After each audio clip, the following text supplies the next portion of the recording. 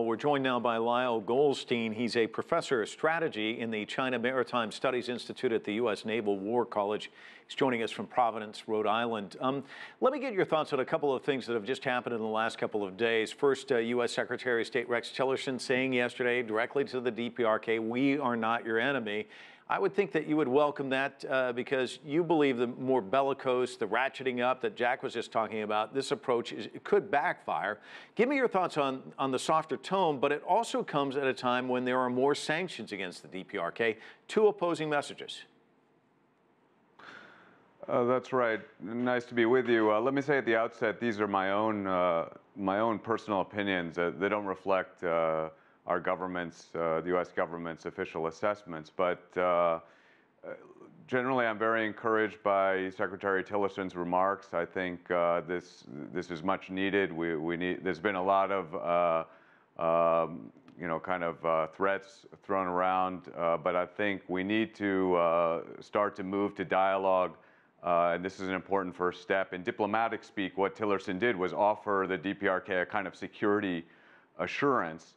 And interestingly, Secretary John Kerry, did something like this before negotiations got serious with Iran. So, I'm quite encouraged. I mean, of course, there's a very, very long way to go, but we need to arrest this cycle of intimidation going on both sides. I don't think that's helpful. And Lyle, I've listened to some of your talks about this. You advocate thinking outside of the box, trying to look at this creatively.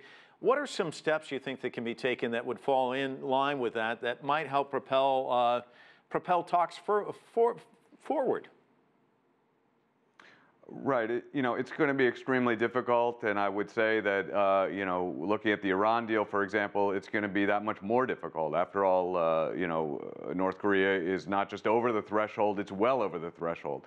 But I believe we need to start small. We need to begin to build trust with baby steps. I think we could have things like U.S. and Chinese generals walking together through some of the battlefields from this first devastating war that happened between U.S. and China on the Korean Peninsula.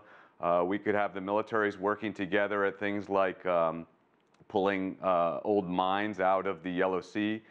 This has been done elsewhere in the world to help build trust. I think this could be undertaken. So small steps. I do think that Washington, Tokyo, and Seoul need to really consider a Chinese proposal. It's called double freeze.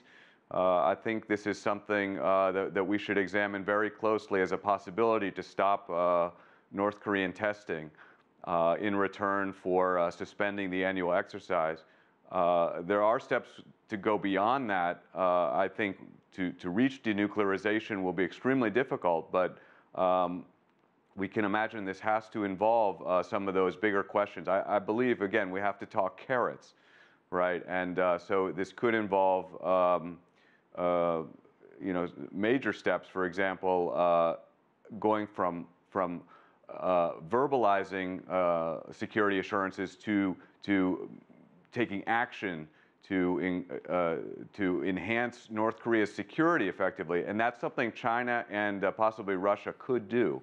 It's an important question to think, how could we get to a point where denuclearization is a possibility? Right now, it seems very far-fetched, though. Inflammatory tweets by the U.S. president aimed at China and the DPRK, clearly that's not really helping to move things along. As you point out, saving face, very important. Does that need to stop? Right. I think, look, in a bargaining situation, and, our president the U.S. president has said that he's a master bargainer. And some of, let's face it, when you go into a bargain, often you want to start, with,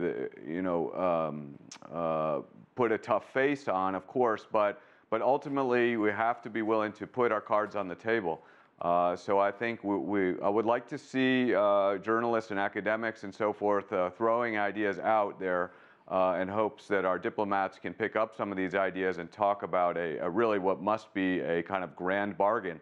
And indeed, that must include some saving of face for both Kim Jong-un and also, of course, China too. It's got to be a win-win all around. Now, I think if we're creative, and after all, that's the essence of diplomacy, I think perhaps we can find a way out of this mess. But the first thing we need to start with, again, with baby steps, and we need to consider this Chinese double freeze proposal very seriously.